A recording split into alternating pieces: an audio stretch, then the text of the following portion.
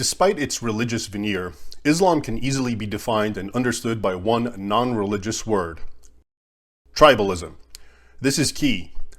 The entire appeal of Muhammad's call to the Arabs of his time lay in its perfect compatibility with their tribal mores, three in particular: loyalty to one's tribe, enmity for other tribes, and raids on the latter to enrich and empower the former.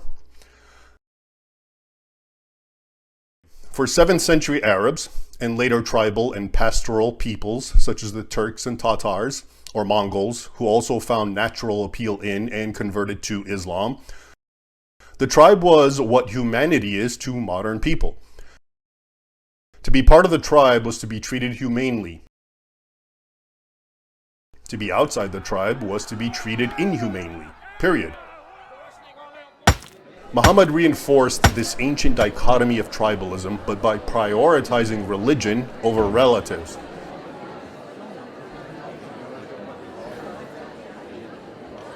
Thus, in his Constitution of Medina, which he promulgated with various non-Muslim tribes in 622, he asserted that, quote, "A believer shall not slay a believer for the sake of an unbeliever, nor shall he aid an unbeliever against a believer.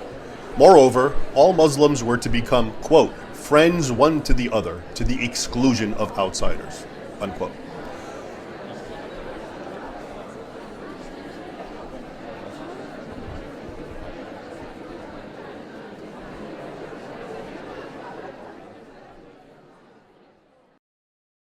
Hence the Ummah, which is often translated as Muslim nation, was born.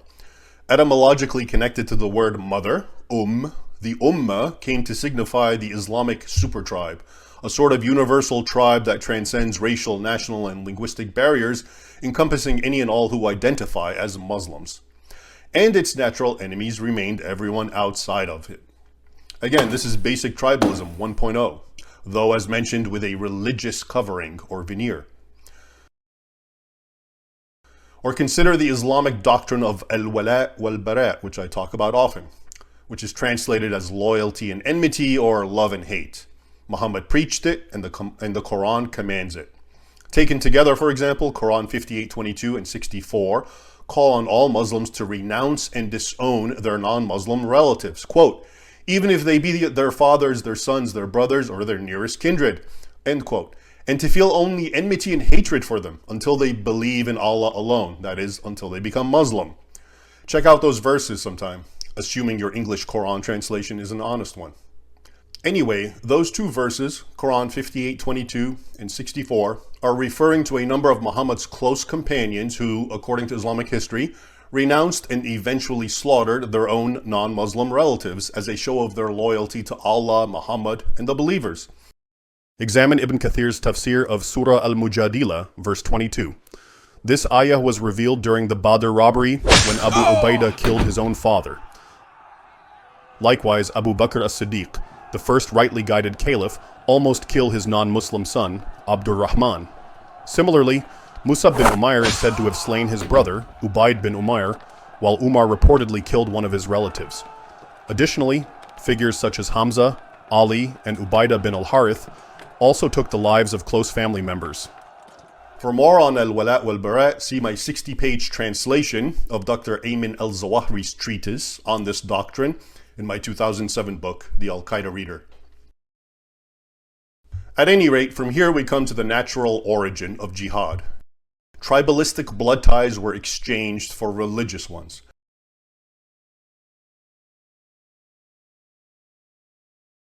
Thereby dividing the world into two mega-tribes. The believers in one tent, and their natural enemies, the non-believers or infidels, in another. And as we've seen, the essence of tribalism is warring and preying on other tribes in order to empower your own. This dichotomized worldview is actually enshrined in Islamic law, or Sharia's mandate, that Dar al-Islam, the abode of Islam, or the world of Islam, must battle Dar al-Kufr, the abode of non-Islam, in perpetuity until the former subjugates the latter.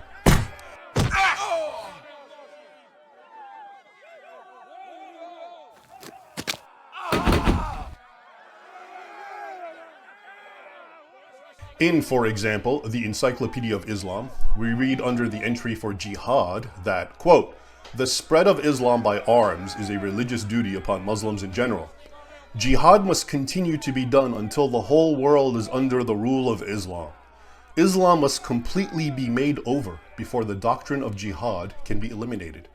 In other words, the doctrine of jihad, warfare on the other, is so pivotal to Islam that without it, Islam ceases to be. This is the path of blood that we have chosen. We will complete our jihad journey to the end.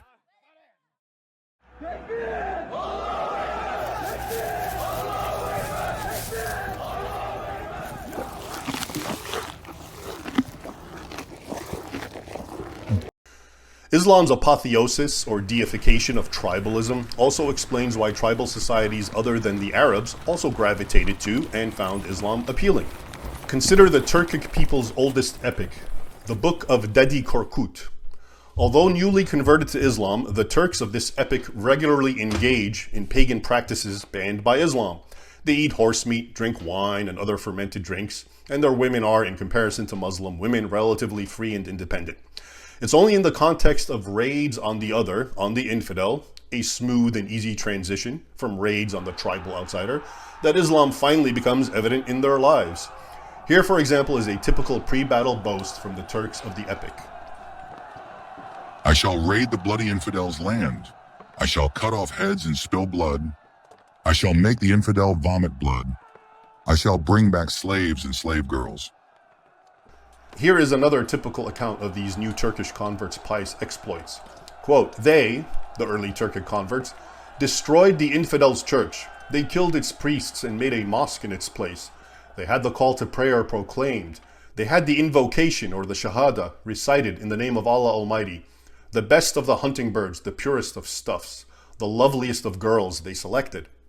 Aside from preying on the infidel other, which already came natural to the pre-Islamic Turks, any and all non-violent aspects of Islam, fasting, zakat, pilgrimage, are totally absent from the lives of these earliest Turkic converts, as portrayed in the Book of Dedi Korkut. We, the Turks, take the most practical route to heaven, okay? You can go ahead and do fasting, zakat, hajj, and whatever else. But you'll still end up in hell. But if I skip all of that and focus on jihad, then I'm guaranteed heaven, whether I live or die. Even so, the older Muslim peoples, the Arabs and Persians, praise the new converts simply because, well, they fight in the way of Allah, waging jihad against the infidels. So that's good, right? being committed to the jihad has always gone a long way to exonerate otherwise un-Islamic behavior among Muslims, as if one group of Muslims is... Well, yeah, at least they're doing the hard part, war on infidels, so give them a break. Embraced Islam, the Tatars. As the Dominican friar Ricoldo, who died in 1320 and who spent about a decade in the Muslim world, once observed, Tatars had adopted Islam because it was the easy religion, as Christianity was the hard one. For those who love to plunder as a way to earn a living, choose Islam, okay? Prophet Muhammad did the same, and it is permitted by Allah.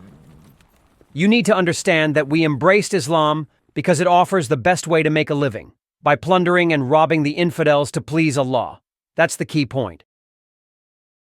In other words, whereas Islam complemented their pre-existing tribal way of living, including by giving them license to prey on all outsiders, Christianity only challenged it.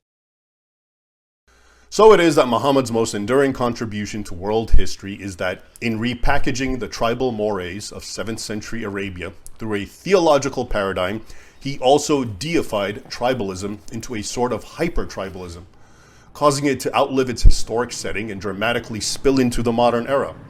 Hence the notorious resistance to assimilation in the West, the creation of enclaves and clannish no-go zones in Europe, and the constant flare-outs of hate crimes and terrorism. Whereas many world civilizations have been able to break away from, or at least temper, their historic tribalism, this has not been and cannot be so easy for Islam. For Muslims to break away from tribalism is for them to break away from Allah's laws. That's just not possible. If Allah wants us to be primitive forever, then so be it.